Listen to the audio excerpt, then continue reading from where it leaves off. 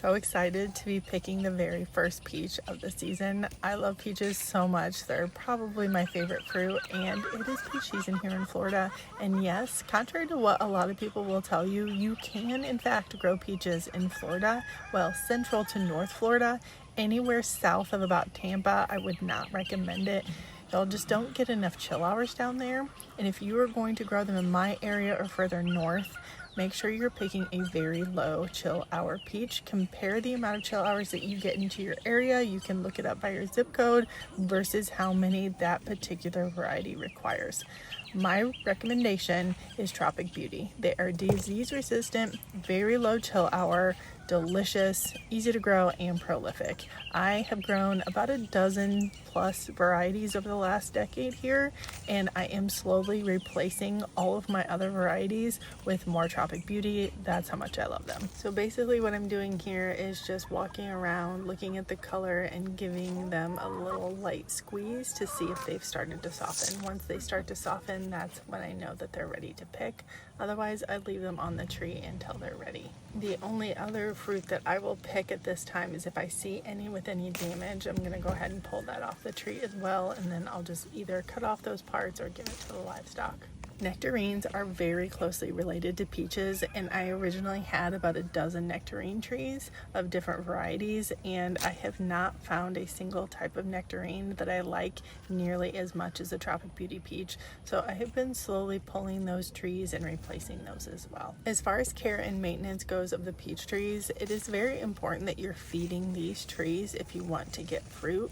So I fertilize them at the beginning of each season. I personally use compost because that is sustainable for me here, but you could use a well-balanced fertilizer like a 6-6-6 or a 10-10-10. That would be fine, but I do fertilize at the beginning of each season.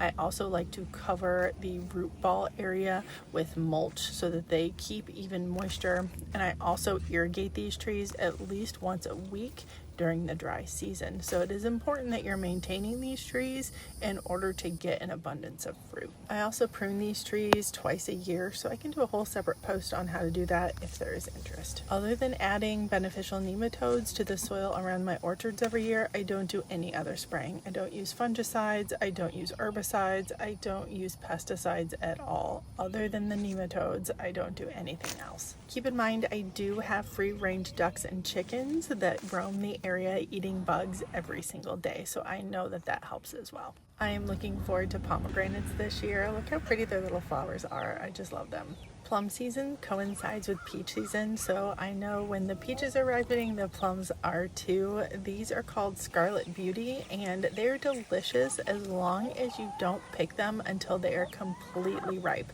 They have to turn this purple shade, and then they're really sweet and delicious, but if you pick them early, they're pretty sour. I only have 2 of these trees, but they are very, very prolific. As you can see, they just get absolutely covered, and they make a really good jam or jelly, and they're good for fresh eating, like I said, as long as you pick them when they're very, very ripe. So I'll probably be freezing most of these and making jelly this year, so again, let me know if you want a video on that process. If not, no worries. Or if you just are curious and want me to walk around and show you the different fruit tree varieties that I have here, I would be happy to do that. Just mention it in the comments, and if there's interest, I will do it.